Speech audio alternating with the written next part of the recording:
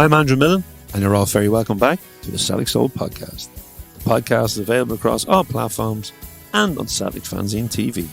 The Celtic Soul Podcast and Celtic Fanzine TV are brought to you by More Than 90 Minutes Celtic Fanzine, which first went on sale at Celtic Park 21 years. Issue 123 is now available to buy in both print and digital format, and you can get all the details by visiting CelticFanzine.com. And if you're a new listener to Celtic Fanzine TV or a new viewer, if you've been viewing lately, please hit the subscribe button so you'll never miss an episode. And if you're a returning visitor, thank you very much for tuning in. This episode of the Celtic Soul Podcast has been kindly sponsored by O'Shea's Restaurant, Temple Bar in Dublin, and we thank Martin O'Shea for his continued support. If you're a Celtic-minded business or a Celtic supporters club and you like what we do and you would like to sponsor an episode of the podcast, the fanzine, or the website, please email info@celticfanzine.com. You can message us on social media or leave a message on the website. Joining me on the show is Billy McGuinness from Dublin band Aslan. Billy has been ever present in the band on guitar, keyboards and harmonica since the band was formed back in the 80s. He's been in the business with Aslan for 40 years, and I'm really looking forward to this conversation. Billy McGuinness, you're very welcome to the Celtic Soul Podcast.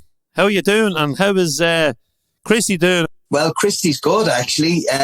Last Wednesday, he actually got out of hospital. So he's at home, which is an improvement on the situation a couple of weeks ago when we had to cancel the Tree Arena, unfortunately. Well, it's not cancelled. It's rescheduled. So it'll be happening sometime in the new year. So although it's our 40th year this year, we'll actually be celebrating it in the Tree Arena in our 41st year. But Christy's good. He's at home. He's out of hospital. He's dying to do a gig, as you can imagine, you know. So it's been tough on him the past couple of months. But he's good, Millish. He's good. And the thought of doing these gigs, you know, it must keep his spirits up. Absolutely, 100%. I mean, as Christy has said loads of times in interviews, he goes into a very dark place when he can't gig, you know. He's been doing it since he was a nipper, you know, and it's part of his DNA, outperforming. And it's just what he loves doing, Millish. And, you know, when it's taken away from you, and it's the same for me. Same for me. Like, I'm dying to do a gig. I'm itching. Like, I mean, whenever I go to a pub that has music in it, I jump up on stage and I get up and do a song. It's just, it's something that, you know, if you're a musician, you'll know exactly what I'm talking about. You know, I love performing and I love playing. In fact, next week I'm getting up with a band called Wild Youth in the Olympia, which should be interesting. You know, it should be good fun. What happened was there was a program being made last week, and it's Ireland's ultimate greatest songs, the top 20 of Irish great songs. Aslan feature in it. I can't tell you what position we're in, but unfortunately we couldn't perform at it in the Helix when the program was being recorded. So Wild Youth stood in for us and they performed the Aslan song that features in Ireland's greatest ever songs, ever. So to repay the favour, they asked me would I get up with them in the Olympia and do the song that they performed in the Helix. And I said, of course I will. Yeah, that's no problem. So I'm doing that next Thursday week, 27th in the Olympia. Magic, Billy. 40 years in the rock and roll business. It's hard to believe. It's only when you think of it. Wow. And I'm thinking of myself as well. The first time I heard Aslan, Irish music legends, gold, platinum records all over the place. The recent big gig, as you said, had to be postponed and it's going to be back on. Yeah. But it's been some journey. It has. You know, we formed in 1982. And Millish, if you go back to the 80s, you know, like U2, they in 1983, I think it was, U2 released the War album, and they were on their way to becoming the biggest band in the world. And like every record company in the UK were looking for another U2. So Dublin kind of became like Liverpool when the Beatles were happening. You had all these record companies coming over to Dublin, and they were signing bands. I could list you hundreds of Irish bands, the likes of Something Happens, Blue in Heaven, Cactus Buzz in Tuanua, the Fountainhead, and the list goes, Aslan, the list goes on and on and on. And all these bands had major record deals in the UK, which was phenomenal. Like, it was like Dublin was a buzz in the 80s with bands. You couldn't walk down the road without hearing live music coming from somewhere. But they were all looking for the new U2. Unfortunately, there was never going to be another U2. U2 are just a phenomenal. They just won off. Amazing band. We're big fans, and as they are of Aslan as well. And but it was when we formed, and the first single we released was "This Is" in 1986. Now, we said when we formed in 82, we said we'd give Aslan a year. And here we are 40 years later. But I think we were very lucky, Millish, in the song that we released as our first single was "This Is." I think if it had been any other song, I don't think we'd been here now. It was just, it was the perfect for a band to release a song of the caliber of "This Is" as their first single was phenomenal. I mean, that year it was the most played song. When it was released, it was the most played song on 2FM. It won the single of the year at the Irma Awards. It was single of the month in Hot Press. It was just like, we couldn't have picked a better song. And the thing about it is, it's my favourite Aslan song of all the songs we've written. I think "This Is" lyrically and melodically is like streets ahead of Crazy World. I don't know what people see in Crazy World. I can kind of get it, but from a songwriting point of view, the lyrics and the melody of "This Is", it's a far superior song to me, you know. And that was the song that kicked it all off. And when we released that song, nobody wanted to release it. And this small record label in Dublin called Ricus Records, a lady called Elvira Butler, they had a band called The Blades at the time. They were the only band that were signed to Ricus.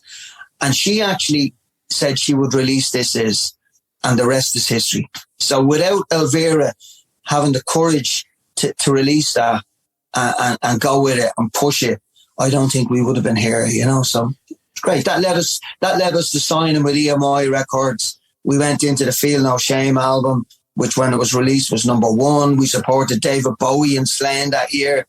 It was a phenomenal start for the band. It really was. Yeah, taking back now to the 80s as a teenager coming into me, I suppose, you know, coming into an age where I was starting to go out and go to gigs. The Blades, I have all the records on Ricus Records. The Blades were brilliant, and we were blessed in Drogheda. We had an old rundown boxing club in Dyer Street, where every band that travelled through on the gig circuit played. You know, and like a leaky roof, a small stage, a little bar selling pint bottles and Berno and Blacks. What a place to, and everyone wanted to play there as well. Like, we saw every band you named there, we saw. Now, when I did see us on that big stage in Slane, I saw the Fountainhead in Slane as well. So there was great opportunities as well. But these small venues were magic. And you know what? We're missing it now. We don't have them dirty venues anymore. Yeah. Exactly. It's venues like the Boxing Club in Drogheda, the Baggot Inn and Baggot Street. You know, they were rock and roll venues. The venues now, like, they're not very rock and roll. As you said, the leaky roof, you know, selling dodgy drink, and you had Gisty on the bar. Remember Gisty on the door? I still meet him in Drogheda. I still meet him. Brilliant. But they're great memories. Those gigs, like, to recreate them, the venues aren't there. They're not there. Like, you go to all these posh venues and it's all theatres now, and it's not very rock and roll. And like, Jake is in a band called Don't Tell Mum. And I keep saying to Jake, I said, you need to get out and start gigging. And gig anywhere. Because it's the only way you can build up a following. It's through live music and people coming to see the band. Now, I know people will argue and say, well, what about Spotify and what about, you know, YouTube, and you can do it from your home? Yes, absolutely. But nothing beats like getting out in front of people and seeing the whites of their eyes and performing in front of them and getting an instant reaction. When you do a Zoom gig, or especially during lockdown, we did a lot of Zoom gigs. and they were absolutely brutal, Milish. You've no audience. You finish the song and it's just silence. And we actually, as a band, we stopped doing online gigs during lockdown because it was detrimental to the band. There was no atmosphere. Aslan needs a live crowd in front of them, you know, and Christy feeds off the audience, as we do, and the audience feeds off us. And I mean, when you mess with any chemistry of that, it's just not rock and roll. It's definitely not. So bring back the boxing club, venues like that. That's what we need, you know. Definitely great memories of that place. Yeah, and you mentioned the Baggot Inn there, the famous, I think it was a Monday night with you two on the Blades, and they used to rotate to who was top of the bill, you know, like, so these are... So you two actually supported the Blades a few times there. Well, you had great bands like, you know, oh God, I could name hundreds of bands, the Bogey Boys, the Lookalikes, as you said, the Blades, U2, Kathmandu, all these bands, they cut their teeth in the Baggot Inn, as did Aslan. And the Magnet in Pierce Street, that was another venue where the Blades used to play. The Blades used to do a kind of a residency there. Again, Aslan played it. Bands like Some Kind of Wonderful would have played it. Dublin was buzzing with venues. I mean, crazy times, absolutely crazy times. Yeah, and Billy, like some of the bands you name in there and that, like I DJ and you've been in and the catch and the hop of sometimes when I drop an Aslan tune or something, you know, and yes. I know exactly what you like because you drop a bit of Deacon Blue in there as well, and you're happy to have a bop. But when we're doing like the Cross and some of the older lads are in, you know, and you can play a set, you know, Aslan, Something Happens, the Blades, you know, it's wonderful for me because these were, and if I played, like I gig in Glasgow, if I played some of these tunes in Glasgow, now they'd know Aslan and they'd know the Blades because of the venue I play in. But some of the other Irish bands, they would never have heard of, because the Irish scene was so big within itself and we thought they were massive. But, you know, to break it in the UK and then to break it in the US, it's a very tough thing for bands to do. Absolutely, I agree with you totally. But if you look, if you mentioned like you're still playing Irish music. If you look at songs like "Celebrate" from Emotional Fish, like that song was #1 in Italy. Yeah, a lot of people don't know that. That song got massive airplay when the American troops were coming home from Iraq. That song was being played on all the American radio stations. "Celebrate, this party's over, I'm going home." Like, you look at "Parachute" by Something Happens, that's still getting played. You look at "This Is Crazy World" by Aslan, they're still getting played on the radio today. So what I'm saying to you is that the tunes that the bands were writing in the 80s, a lot of them, why you can play them still and people are still love them, is because they've lasted the test of time.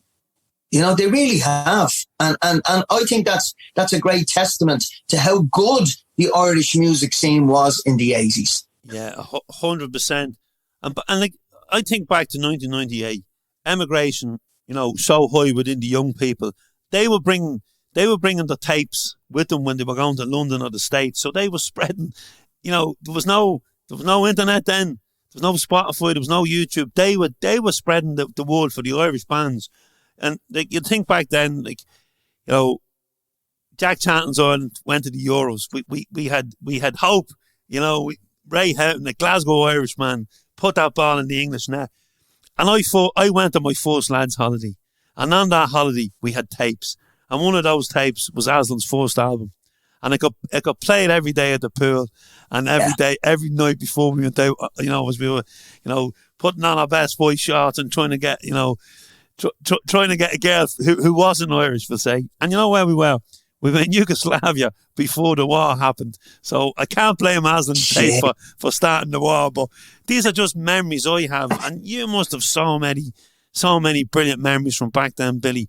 But pre-Aslan, Billy, you know, when you were growing up and getting into music, you know, that's something we don't hear about. You know, we hear about the band and we hear about Chrissy's life story has been well documented. Like, there's a film in there. But, you know, your own time growing up and getting into music, and did you see it as a way out? Well, what it was, you see, my dad, the show band scene in Ireland, when it was big, My dad was actually the bass player in a band called the Nevada Show Band.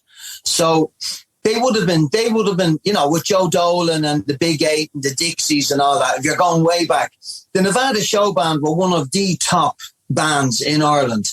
And my dad was the bass player in them. So that's where I got the love of music from, because there was instruments lying around the house and everything else. But my dad never forced it on me, the same as I don't do with Jake and Liam. Like, Liam plays the keyboards and Jake plays guitar. Jake's a better guitarist than me, actually. He's fantastic. But it's I was a baker, and I served me 4 years apprenticeship to become a baker. And I worked in Johnston Mooney's, Downs's, Gatto's. I worked in every bakery in Dublin, Mother's Pride, you name it, I was there. But I always loved music. When I went to St. Aidan's School in Collins Avenue, and there was a thing called the Sloga, and we formed a band in the school, and we represented St. Aidan's down in White's Hotel in Wexford. Now, you're talking the 70s here. And I remember the song that I wrote, and it was called Talkina McCree. I have a pain in my heart. You had to perform, and this is the vibe with the slogan. Clannad came through there. Clannad won slogan as well. They would appear at it now because they sang in Irish. So anyway, we went on and rock and roll, Talkina McCree, bang, 12-bar blues, grand. We won the fucking thing. We won slogan, and it was great. So the school suddenly made a classroom available for us, and they got us a drum kit, and it was great times. But I always wanted to be in a band. And I remember I had my own bands and they were crap. Oh, Jesus, I formed one band called, this will give you a laugh. I said, I'm going to call the band Blue Movies. So when Blue Movies is at the Baggot Inn, people think there's Blue Movies in the place will be around. That's how stupid I was. That's how stupid. And we actually played the Baggot Inn. Blue Movies did. But anyway, there was a gig called the Revenue Commissioners Club. And again, all the bands used to play it. Light a Big Fire, Something Happens, Toy with Rhythm. Aslan played. And I went in and I saw Aslan. They were a 4-piece. Drums, bass, guitar. And I looked at Christy Dignam. And I just went, oh my God. I've never seen a performer like him. He was in his bare feet. He was doing all the hand movements. I was saying, this fella is unique. And his voice stood out. So I knew the bass player in the band, Tony McGuinness, no relation, but he was from Ballymun and I was from Ballymun. And I went up to him at the gig and I said, Tony, band is brilliant. Any chance, can I get in? Can I join? And he says to me, can you play Anton? I says, no, because I was a singer in previous band. So I said, no. I says, but, we could do backing vocals and we start there, whatever. So to cut a long story short, I arrived, they used to rehearse in Alan Downey's garage on Cedarwood Road, where Bono lives. Bono lived just down the road, and Alan lived on the same road as him, and Aslan used to rehearse there. So I was working at the bakery in Finglas. It was either Gatto's or Buttercrust. And I used to arrive at 2:30 outside rehearsals, and I'd have a couple of cakes with me. So the lads had finished, they'd open up the garage door, and there'd be me standing there with a few cakes.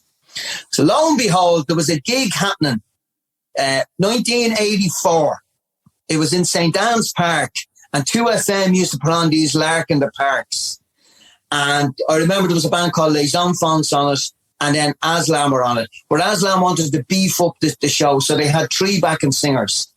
So that was my first time on stage with Aslan as a backing singer, 1984, St. Anne's Park in Raheny, and that was it. I was in. And then I went on to bass synth, and then I picked up the guitar and started playing a couple of chords, and that was it. I'll never forget it. Never forget it. I just wanted to be in the band. And I always say this, I always tell people, just because you can't play an instrument, if the passion is there, as it was with me, I went out and I asked to be in Aslan, even though Tony said, can you play Anton? I says, I can't play Anton, but I'm willing to give it a go, So you should always follow your dream. And that was, 40 years ago. And here we are, and living in Bettystown, put Jake and Liam through school and college, and music has done that for me. It's been very, very good to me. Very, very good.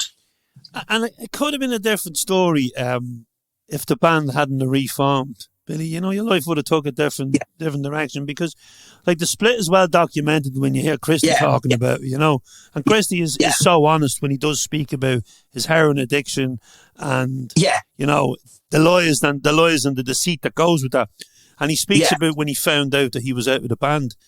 That must have been devastating for you, because you know, you knew everybody, like Madness have Suggs, you know, the House Mountains had Paul Heaton, you know, you two have Bono. Christy, you know, Aslan have Christy. You know, and he is a unique frontman and a brilliant frontman. It was probably the lowest point of the band of the 40 years. That was the lowest of the low. Just briefly, you know, everything was going wonderful. The album was number one in Ireland. We were due to tour. Loving Me Lately was getting played on MTV in America. We had just done an American tour with Graham Parker and The Rumour. We were supposed to go out. This Is was being released in America, and we were going out to tour with Crowded House, which would have been fantastic. And then everything just fell to bits. Chrissy's drug addiction got the worst, and the band imploded. And like it's mad. Like, I remember EMI had so much money invested in the band. They said to us, you know, you can travel separately. Whatever you do, don't break up. You are on a roll. America's taking off. We keep us in separate hotels and And we're looking at them going, hang on a minute. We're five friends. We're friends. That's a band is about, you know, friendship and looking after each other. And we felt that by giving Christy, by sacking him out of the band, that it would give him the wake-up call that he needed to go and get clean. And it did. It took a while, but it did. Because, as you say, it's well documented in Christy's book. We've spoken about it. It's, you know, and it was the lowest point in the band, definitely, without. But then we wouldn't have written Crazy World if that didn't happen. Because when we came back together, we were asked to do, every year we've been asked to do this charity show, in Janelle Shopping Centre in Finglas. It was for a charity gig, and we'd say no, or Christy would say no. The time wasn't right. But 5 years after being apart, we both said, yeah, let's do it. And we said, rather than just going on and performing Feel No Shame, let's try and write some new songs. So we were in the rehearsal room. We banged out Feel No Shame in a week. That was ready to go. We started working on 3 new songs. We wrote 3 new songs, which we performed in Janelle Shopping Centre. One was Crazy World, one was Where's the Sun, and the other one was Rain Man. And it's a funny story. I remember I had the demo of the 3 songs, and I was driving Something Happens home from a gig, because Aslan hadn't reformed at that stage, and I was driving bands. And I was driving, and Tom Dunn was in the front. And I said, Tom said, I heard you're doing the Janelle gig. I said, yeah. I said, and we're doing some new stuff. So I played him the 3 tracks, and I said, wait till you hear Rain Man. It's brilliant, absolutely brilliant. It was my favourite song. And as I dropped Tom off, Tom said to me, Billy, you've got the wrong track. He said, Crazy World is the hit there. He says, not Rain Man, not Where's the Sun. Crazy World, trust me on it. So anyway, we went on and we performed in Janelle Shopping Centre. Now, this was our first gig back after 5 years. Lo and behold, Joe Stewart and Freddie Middleton were there from BMG Records. They came backstage, they heard Crazy World, and they came in and went, "You want a record deal, lads?" It's just like, in this business, you never get a second bite of the cherry. If you drop the ball, which Aslan did with EMI, we dropped the ball.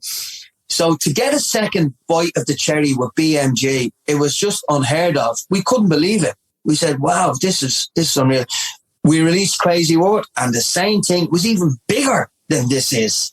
It was like, that song, you know, to me, it's become part of Ireland's DNA now.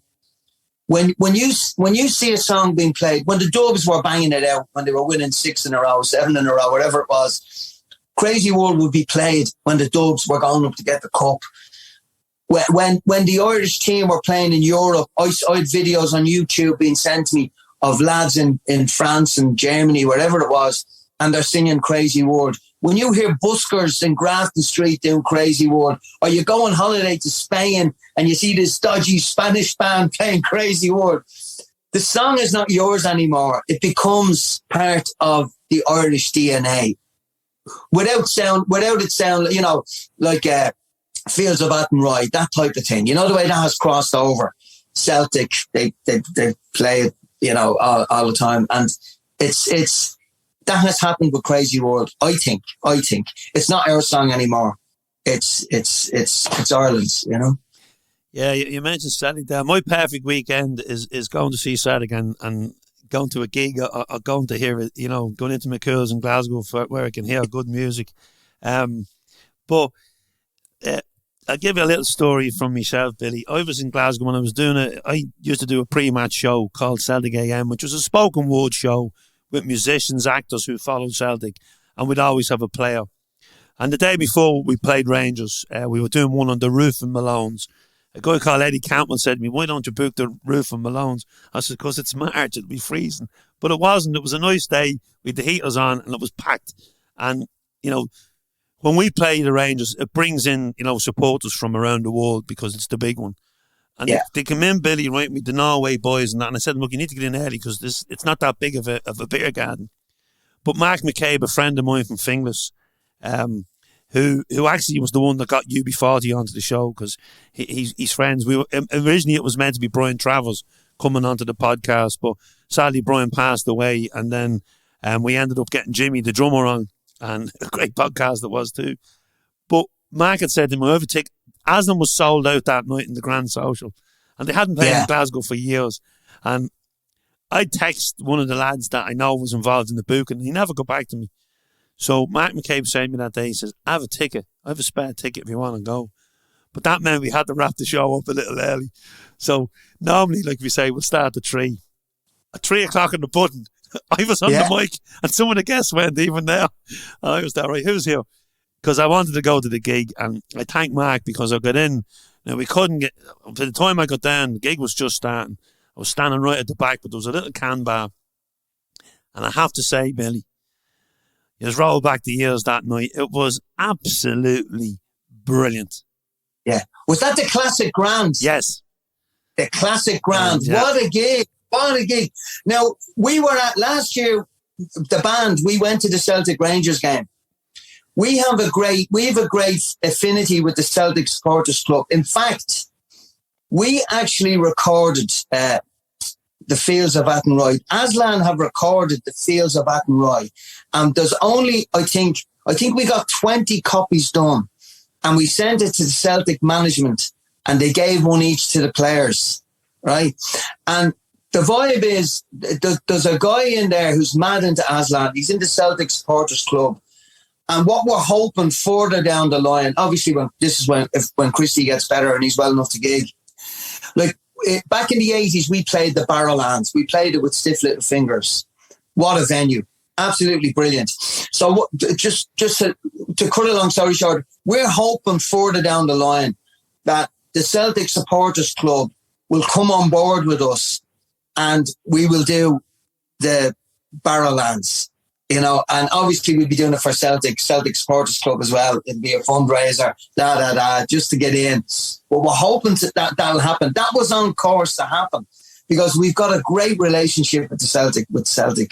Absolutely. We were at the Wards in the Hilton last 6 or 7 months ago. All the players were there. I was sitting here and 10 yards away, the players were there. They were all there, the manager. And it was just like, we're sitting there going, wow, absolutely brilliant. Because Christy is a huge, huge Celtic fan. In fact, that's why you wore the Celtic top on the Made in Dublin video. The Made in Dublin, the DVD. Christy walks out and he has his Celtic top on. And a lot of Celtic supporters have copped that, Yeah, and you've opened up kind of like, there's a new audience out there for Aslan as well because you played with, I suppose the Glasgow phenomenon that is Jerry Cinnamon. Yeah, that was brilliant. That was absolutely brilliant. What happened was, that was a stroke of luck. Jerry Cinnamon saw Aslan on YouTube, and he saw the performances, and he was just saying, he rang his manager and saying, who's this Irish band Aslan? They should be huge. Like, I've never heard of them. Who are they? Do you know what I mean? Now, he was doing 20,000 in Malahide Castle, but he got in touch. He got his manager to get in touch with us. And Jake Bugg was supposed to be doing the gig in Malahide Castle. And Jerry said to Jake, listen, I want to give the gig to Aslan. Do you mind? Of course, Jake Bugg was doing the rest of the tour. He's not going to say no. But that's how we got that gig. Jerry Cinnamon just saw a clip of Christy singing. And we had the gig. We had the Jerry Cinnamon gig. I wasn't, no. It was great. Like MCD, the promoters, they came into us just before we were to go on, and they were saying, there's 20,000 people out there waiting to see Aslan. He said, normally, if a support act is on, there'll be about 8,000, 9,000. The rest of them would be in the pub. He said, the place is rammed. So we walked out, and there was 20,000 there. But hats off to Jerry. We've asked him, when we are doing the Tree Arena, we want him, because he gave us the support slot in Malahide Castle. We've asked him, if he's free, would he come down and get up and do a song with us, a song with Christy. But it's amazing how little things like that happen. Do you know what I mean? That weren't supposed to meant to happen. Because Jake Bugg had the gig and he was doing it. But Jerry Cinnamon went out of his way. He just saw a clip of Christy singing, and the rest is history, But that was a brilliant gig. Christy done Greenfields of France. 20,000 people singing Greenfields of France, singing Crazy World, singing this. I was just going, this is brilliant, And that's what it's all about, It's all about the live experience, for me anyway. I remember speaking to you before, Billy, and you were really looking forward to it. Now, Billy, right, just before we wrap up, I have a Celtic Soul time machine, and if Billy jumps into that, what gig does it take him back to, or what moment in his Aslan career does it take you back to? Oh, right. Well, normally I would say I would go David Bowie with Slaying, but I'm going to go a bit different. I'm going to go. It was a great. We had a great relationship with a band called Alabama Tree. Do you remember Alabama Tree? Oh, yeah. Alabama Tree wrote the theme tune to The Sopranos. Woke up this morning. We were doing Vicar Street, and Alabama Tree came down, and we rehearsed Woke Up This Morning, right? For anyone that was at the gig, you'll know exactly where I'm coming from. So we started the song, and I'm not messing you, Moilish. Half an hour later, we were still playing the song because everyone's going, this is brilliant. Woke up this morning, got a new blue name, and we're going, go again, keep it going. Because the vibe was just electric. The punters were going mad. We were all having a ball. We had Alabama Tree with us. In fact, actually, Alabama Tree, after that gig, Alabama Tree sampled Crazy World, and they released a single in the UK called How Can I Protect You? And the chorus is the crazy. Your listeners can Google it, have a get it up on Spotify, Alabama Tree. But that gig was just, I'll never forget it. It was now I've loads of memories of other gigs and this, that and the other. But Aslan, we've played with Elton John, we played with Bryan Adams, we played with David Bowie, we played with Jerry Cinnamon. We've had Sinead O'Connor singing on our albums. We've had the great Damien Dempsey done a track with us, which is absolutely brilliant. Check it out. Bullets and Diamonds. You have to check it out. So we've had, there's so many memories there. I could talk to you. We could do this 5 hours and we still wouldn't scratch the surface. You know what I mean? It's 40 years. There's 40 years of memories in there, and it's great. It's just an amazing time I've had with Aslan, and I'm looking forward to the next 40 years. Billy, thank you so much for joining me on the podcast. It's been brilliant. As I said, my perfect day is going to the football and going to a gig. And some weekends I get it right. And you mentioned the Barrowlands, and after the lockdown, before gigs had started again in Ireland, I was lucky enough to first, after seeing Celtic, I strolled down to the Gallagher into the Barrowlands, and I saw the Selector and Bruce Foxton's from the Jam. So, wow. And we look forward to seeing you Back live on stage. Yeah, the Classic Grand is in for next March. Well, Mark McCabe, if you're listening, get me a ticket. And Billy, if he doesn't, I'll be on to you for the guest list. Yeah. Listen, it's great talking to you, and I'll see you in the Cross some weekend. Anyway. I'll see you in the Cross, and we'll have a wee chat again. Billy, thank you so much. It's been a pleasure. Thanks a million, man. Thank you. Right, God bless. Once again, folks, thank you so much for listening to the podcast, and to Billy for joining me and sharing his journey in the rock and roll world with us. If you're listening on Celtic Fanzine TV and you haven't hit the subscribe button, please click that subscribe button and you'll never miss an episode. Once again, a big shout out to Matt and O'Shea from O'Shea's Restaurant, Temple Bar, Dublin. Thank you so much for the continued support, man, and thanks very much for sponsoring the podcast. And we will be in to see you on Friday the 11th. I'll be bringing in John Hartson for our dinner before we go and do a show at Padder Brown's, and we're really looking forward to that. It's been a while since I've done a live show with John. We did have him on the podcast last week. He opened up on his gambling addiction and was so honest. So I'm really looking forward to getting some of the questions from the audience that night. Once again, that's Friday 11th in Padder Brown's. Tickets are available on Eventbrite or by popping into the pub. And on Saturday the 12th of November, we're in the Rue Glen Hotel as guests of Port Larg Emerald CSC, and joining myself and John Hartson that night will be Lisbon Lion, John Fallon. It's a big night for the supporters club. It's a big dinner for them. I think Celtic Storm are doing the music as well, so it's going to be a great night. So if you're in the Wexford, Kilkenny, Waterford or down that way area, make sure you make your way along to that one. There are still some tickets available and you can get them from Pat or any of the committee members. You can find the boys on social media. If you can't, give us a message here and we'll put you in contact with Pat. More Than 90 Minutes printed issue 123 is now available to pre-order, and the digital edition is available to download from our shop on CelticFanzine.com, where you'll also find subscription details, back issues, t-shirts, badges and scarves. At CelticFanzine.com you'll also find daily news and articles, all our audio Celtic Soul podcasts and our Celtic Fanzine TV videos. We deliver free content for all Celtic fans across our platforms, written, visual and audio. And if you would like to support us, you can do so by sponsoring, subscribing, buying, becoming a member or donating for the price of a pint. And all that info is on our website, CelticFanzine.com. Thank you so much for your support over the past 21 years.